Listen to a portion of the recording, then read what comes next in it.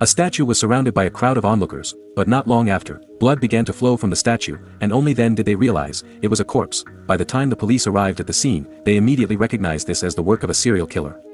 Because similar cases had occurred before. A college student had been found fixed to the outside of an art museum with a steel pipe. Not long after, a young boy was discovered posed as a twisted arm statue in the middle of a square. Multiple murders had occurred in succession, yet the police had no leads. At that moment, no one noticed a one-eyed man in the crowd quietly slipping away from the scene, from his perspective.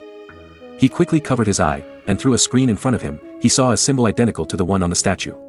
Beside the seat were drawing papers and crayons filled with sketches of statues. It was clear, the perspective the one-eyed man was seeing belonged to the killer responsible for the statue murders. A few days earlier, Xiao Hai, a one-eyed man, had been attacked on his way home. A fat man had tightly strangled his neck and knocked him unconscious. When Xiao Hai regained awareness, he saw an old doctor busy at work. Xiao Hai's eyes had already been removed by the old man. But strangely, the old man felt as though the eyes were staring at him. He turned them in the opposite direction, only for them to swivel back on their own. Suddenly, a phone call startled the old man. As he went to answer it, Xiao Hai's body began to recover on its own. By the time the old man heard movement, Xiao Hai was already standing up unharmed, but since his eyes hadn't been reattached, he could only grope his way forward.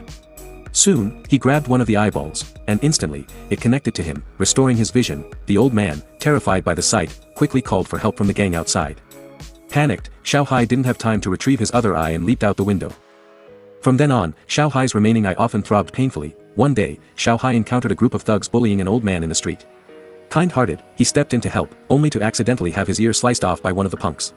But Xiao Hai felt no pain, he simply picked up his ear and reattached it. Witnessing this, the thugs fled in terror. Soon after, countless tentacles emerged from Xiao Hai's ear, reconnecting with his body.